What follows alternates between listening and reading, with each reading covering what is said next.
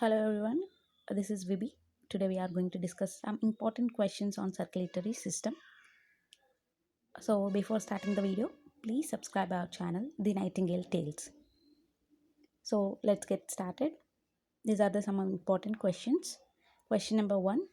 A person is considered universal recipient when he is A negative, B A positive, C O negative, D B positive. So what is your answer? Well, almost everyone knows that it is AB positive. AB positive person is considered as a universal recipient because he can receive all of the blood group types disregarding his own blood group. So he is considered as universal recipient. So this is the one of the easiest questions, but it is most repeated questions in almost all competitive exams like AIMS, ESI, UPSC, TSPSC, and even in Gurukul and other competitive exams too. So never take it as easy question because it is the important one. Coming to the second question, the spleen lies against. This is the anatomy of the spleen. Where the lies against, you should tell that. So A is 6th, 7th and 8th rib, B is 7th, 8th and ninth, C is 8th, ninth and 10th ribs, D is ninth, 10th and 11th rib. So the spleen is one of the organs of circulatory system. It also comes under lymphatic system too. So the answer is it is D, ninth, 10th and 11th ribs. You can see in the picture there are three ribs lying against the spleen, that is ninth rib, 10th rib and 11th rib. So you should be aware of the anatomy of spleen. So where does it lies and locates in the body. So spleen is protected under the ribs. Coming to 53 question, which of the following is not a clotting factor? A fibrinogen, B prothrombin, C calcium, D sodium. So we know that fibrinogen and prothrombin are the direct clotting factors, and the calcium is not a clotting factor, but it helps in the clotting process. So clearly the answer is D, it is sodium. Sodium is not a clotting factor. It doesn't help with the clotting process. So answer is D, it is sodium. Sodium has nothing to do with the clotting process in the human body. So coming to next question, 54. Hematopoietic site in fetus is. Actually, what is hematopoiesis? Hematopoiesis is the process of production of blood in the body. So hematopoietic site, one organ takes this process of hematopoiesis and helps with it. So in fetus, which organ takes the place of hematopoiesis, or which organ helps in the process of hematopoiesis is the question. So options: A liver, B spleen, C bone marrow and D thymus. So answer is liver. So I have got a picture of adult, but it is in fetus. Liver in fetus. Liver helps in the process of hematopoiesis. Liver ensures the production of blood cells in the fetus. So the coming to next question, what is the function of thymus gland? Store melanin, B store blood cells until they mature, C maintain circadian rhythm, D kill pathogen. So what is thymus gland actually? It is one of the gland. Mainly its primary function is mainly to store blood cells until they mature. It is option B, but it also carries a function uh, in minor in immune system, that is to maintain immunity in an adult. Actually in children, um, uh, if the person grows into adult, the thymus gland will degenerate according to the age, or according to the as elder we get, the thymus gland will become smaller in size. So this is one of the fact I know about thymus gland. So you can see here the thymus gland lying between both of the lungs.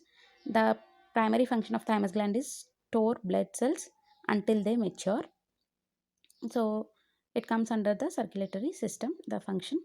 The other function is, as I said earlier, it is it provides immunity against the organisms, and it as the person gets elder with the age, this thymus gland will degenerate according to age. Next question: which among the following suggests problem with the hematological system? A, jaundice; B, asthma; C, renal calculi; D, none of this. So if the person is having one of these condition, we can say that the person's hematological system is affected. So asthma is a condition in the respiratory system, so it has nothing to do with the hematological system. C is renal calculi; it is completely comes under excretory or genitourinary. And the only option we have here is jaundice. If there is a rise in bile in the blood, then the condition jaundice arises. So it is completely concerned with the hematological system. So if the person is having jaundice, we can say that the person is affected, and he is having some problem with the hematological system.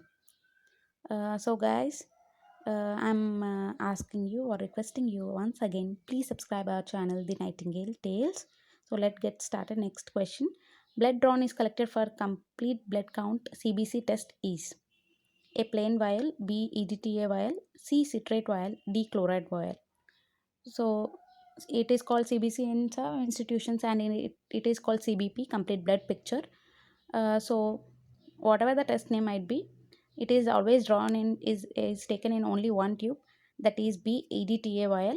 So you can recognize it by colors too.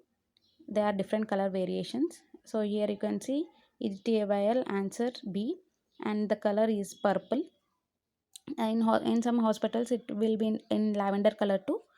So all the colors same, purple.